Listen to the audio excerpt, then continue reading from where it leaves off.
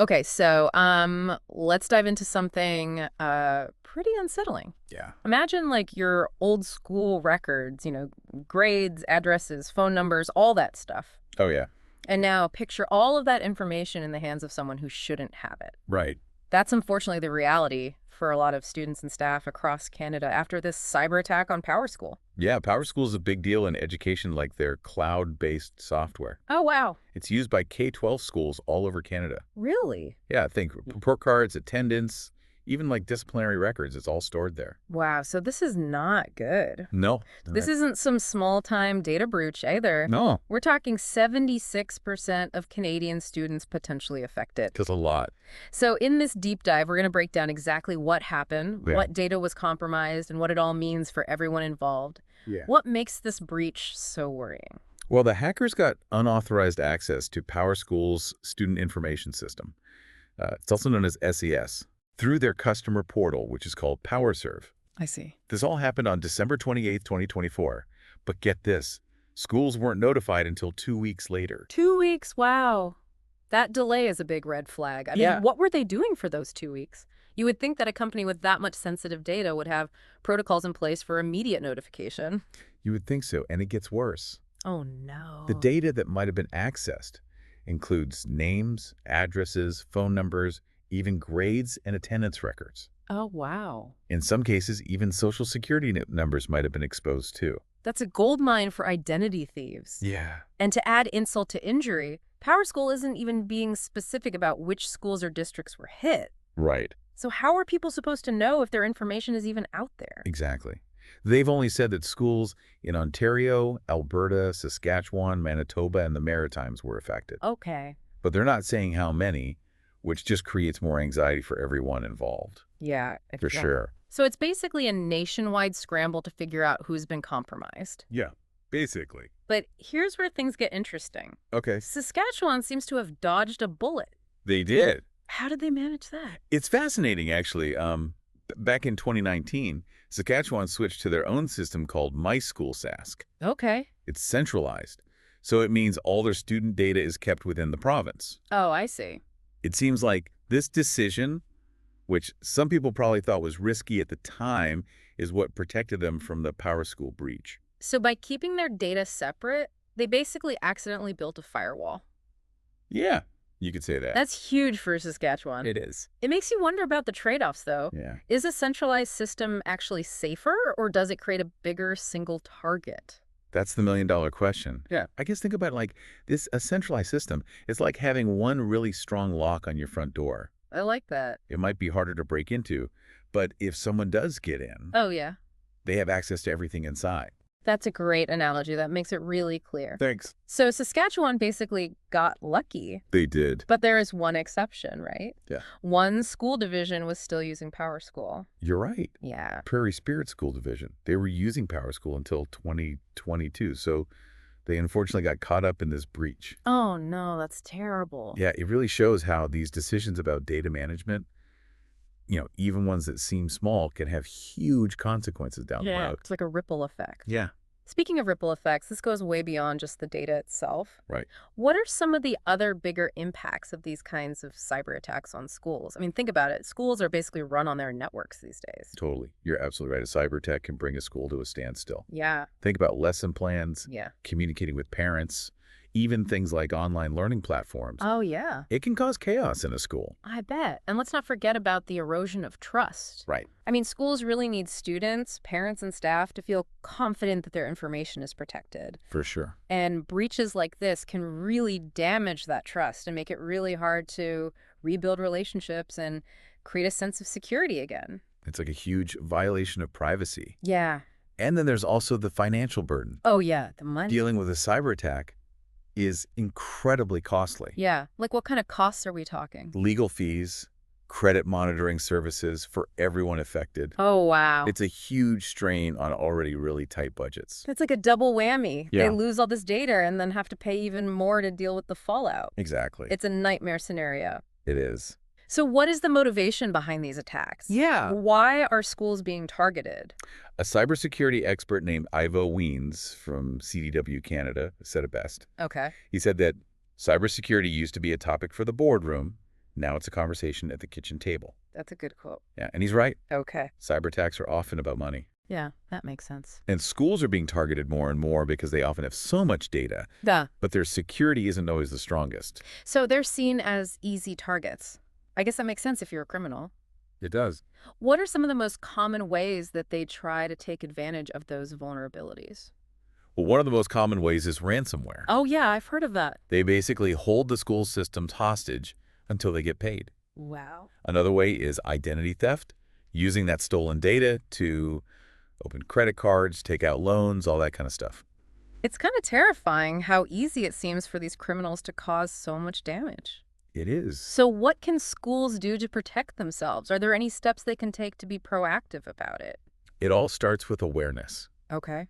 Having better training for staff and students to teach them how to spot things like phishing scams and other threats is critical. Oh, yeah, like those emails that look real but are actually trying to trick you into giving up your password or personal information. Exactly. Those are so sneaky. They are. You have to really pay attention. So what else can schools do? Strong passwords Yeah. and using multi-factor authentication is also essential. Can you explain what multi-factor authentication is? Sure, it basically means that you need more than just a password to log in, like maybe a code that gets into your phone or something. Oh, okay. It's like an extra layer of security. Makes sense, like having a deadbolt and a chain on your door. Exactly. Much harder to break in. What about on the technical side? Regularly updating software and doing security audits are really important. Oh. It's like getting a regular checkup at the doctor. Oh, yeah. You need to make sure your systems are up to date and that any vulnerabilities are fixed quickly. So it's a combination of human awareness and strong technical defenses. Exactly. It sounds like schools really need to step up their game when it comes to cybersecurity. They do, for sure. And there's something else we need to talk about, mandatory reporting of cyber incidents. Yes, definitely. Okay, so let's unpack that. Sure. Why is mandatory reporting so important? So right now, only 5 Canadian jurisdictions actually require schools to report cyber incidents. Really? Yeah, which means we don't have a good understanding of how big this problem really is. I see. Mandatory reporting would let us track trends and identify weaknesses and share best practices in a much better way. So it's about being more coordinated in our response. Exactly. It's about transparency and accountability and ultimately learning from these events so we can stop them from happening again. That makes sense. Yeah, It seems like a no-brainer. it does. But I'm guessing there must be challenges to making mandatory reporting happen everywhere. There are. It would require a lot of resources and changes to infrastructure. Yeah. But the potential benefits to protecting students and our entire education system, Yeah. those are really valuable. So this PowerSchool breach, even though it's really concerning, Yeah, could actually end up being a catalyst for positive change. I think so. It's a wake-up call for everyone in education. Yeah. It's a reminder that cybersecurity isn't just something extra. It's really important. It's about protecting our most important asset, Exactly. our students. Yes. Okay, so we've covered a lot here. We have. The details of this breach, the impact, what motivates it, Right. and what schools can do to better protect themselves. Yeah. But this whole Saskatchewan thing, Yeah. it raises some really interesting questions about data management and the potential trade-offs of using different approaches. It does. And it's something we should talk more about. Yeah, definitely. Because in the end, the goal is to find the best way to keep student data safe Yeah, and create a more secure digital learning environment for everybody. I'm with you on that. So let's dig a little deeper into this Saskatchewan situation and see what it might tell us about the future of data security in education. Saskatchewan's situation really is interesting, isn't it? Yeah. Like they took what some might have thought was a gamble when they centralized all their data, Mm-hmm. but it looks like it really paid off this time. It's like they accidentally found a security advantage. But it begs the question, though. Yeah. Is this something other provinces should consider? Hmm. Or even the whole country? Could a national student data system be the answer? It's a tough question. Yeah. There are definitely pros and cons. Okay. Like on the one hand, a national system could have more consistent security measures. Yeah, that makes sense. You'd have standardized protocols and like centralized oversight. Uh-huh. It could be a really strong way to improve defenses everywhere. And I'm thinking, wouldn't it also give provinces more power when it comes to things like cybersecurity, software, and services? Exactly. You could probably get better deals and attract the best people in cybersecurity. Yeah, It could create a real hub of expertise for protecting student data. that's a really good point. Thanks. But then on the other hand, Yeah. you're creating one massive target. Right. If that one system gets breached, the consequences would be huge. That's the big worry. Yeah. And it makes sense to be concerned about. Plus, there are questions about data privacy and who controls it. Oh, yeah, for sure. Who would be able to see this national database? Right. How would we make sure it's being used responsibly and ethically? Those are really big things to consider. They are. It's not just about the technical security. It's about trust and being open and accountable. Totally. It's a lot to think about. It is, and it's something that needs to be discussed by everyone. Governments, school boards, privacy experts, and, of course, parents and students. I think you're right. We need to be having these conversations now before another breach happens. Exactly. It's about being proactive, Yes. not reactive. Absolutely. And speaking of being proactive, we haven't even mentioned cyber insurance. Oh, that's a really important piece. Yeah. Especially with how often these cyber attacks are happening and how advanced they're becoming. Yeah. The costs of a data breach can be astronomical. Yeah, like what kinds of costs are we talking? Think data recovery, Okay. legal fees, reputation management. It could bankrupt a school district, especially the ones that are already struggling. For sure. Cyber insurance can provide a financial safety net, though. Oh, okay. It helps schools cover those costs and lessens the disruption an attack causes. So it's not just about stopping attacks, it's also about being prepared for the damage if one happens. Exactly. And a good cyber insurance policy can cover a lot of things, Okay. like the cost of getting systems back up, any lost income because of the disruption, even the cost of talking to hackers if they're demanding a ransom. Wow, so it's a pretty wide safety net. Yeah. It seems like cyber insurance is becoming something schools really need to have now, I think so. especially with everything going on. Yeah, it's not even just about the money either. No. It's also about having access to experts and support if something does happen. Oh, right. A good cyber insurance company will have a whole team of specialists, Okay. and they can help schools with the whole process of responding to an incident, their legal obligations, and how to manage their reputation. So it's like having a crisis team ready to go when you need them. Exactly. And that peace of mind is so valuable, Like that. especially for the people who run the schools. They have enough to deal with. Yeah, that's true. Right.